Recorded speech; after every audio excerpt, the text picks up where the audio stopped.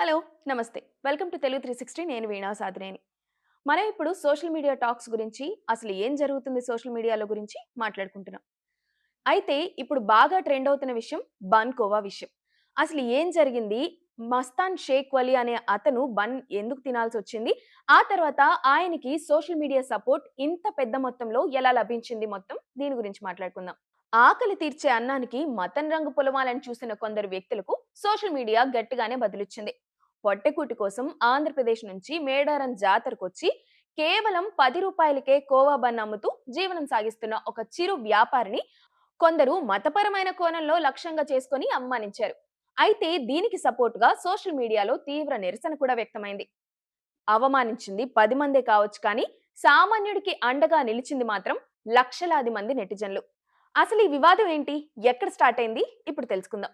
మేడారం జాతరలో తక్కువ ధరకే నాణ్యమైన కోవా బన్ అందిస్తున్న ఒక ముస్లిం వ్యక్తి వద్దకు వెళ్లి ఒక యూట్యూబర్ కొన్ని ప్రశ్నలేశాడు. అతను అమ్ముతుంది నాసిరకం కోవా బన్ అని చెప్పి అతన్ని అక్కడికక్కడే బెదిరించడం స్టార్ట్ చేశాడు. అంతేకాదు, ఆ కోవా బన్ అమ్మేది ఒక ముస్లిం అని తెలుసుకొని వ్యంగ్యంగా అతడిపై కామెంట్స్ చేయడం, అతని ఆధార్ కార్డ్ చూపించమంటూ దబాయించాడు. 10 రూపాయలకే కోవా బన్ ఎలా ఇస్తున్నావు? ఇందులో ఏదో కలిపావు. నువ్వేదో కుట్ర చేస్తున్నావు. మా హిందూ మతస్థుల ఆరోగ్యం పాడు చేస్తున్నావంటూ అసలు ఆ చిన్న వ్యాపారిని ఎలా పడితే అలాగా నలుగురిలో నుంచొని మాట్లాడేశాడు. అంతేకాదు, చెట్టుకు కట్టి కొట్టేస్తాం అనే మాట కూడా వచ్చింది. అసలు ఏ రైట్ ఉందని చెప్పేసి అలా అన్నాడో కూడా మనకు తెలీదు. కేవలం తమ ఛానల్ వీడియోలకు వ్యూస్ పెంచుకోవడానికే ఓ వ్యక్తి ఆత్మగౌరవాన్ని దెబ్బతీసేలా ప్రవర్తించాడు ఆ యూట్యూబర్. అయితే ఆ వీడియో కొన్ని రోజులకే విపరీతంగా వైరల్ అయిపోయింది. ఇప్పుడు దాని గురించే మనం కూడా మాట్లాడుకుంటున్నాం. ఈ వీడియో వైరల్ అయిన వెంటనే తెలుగు రాష్ట్రాల ప్రజలు, నెటిజన్లు ఏకతాటిపైకొచ్చి ఆ వ్యాపారికి మద్దతుగా ప్రకటించారు. మతం పేరుతో సామాన్యుణ్ణి వేధించడంపై ఆగ్రహం కూడా వ్యక్తం చేశారు.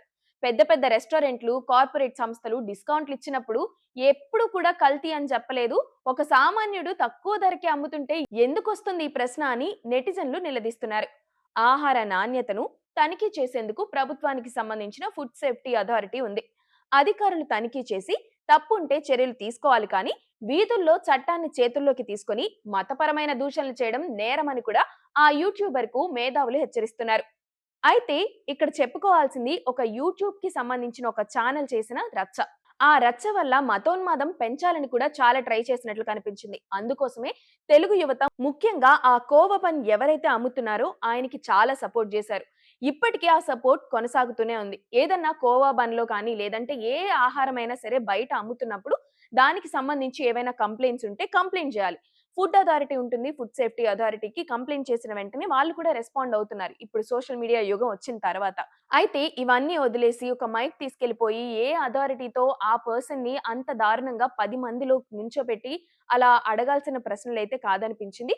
అవును, ఒకవేళ ఏదన్నా తప్పు జరిగితే ఖచ్చితంగా దానిపైన చర్య తీసుకోవాలి. ఆ చర్య తీసుకోవాల్సింది గవర్నమెంట్. ఆ చర్య తీసుకోవాల్సింది చట్టం.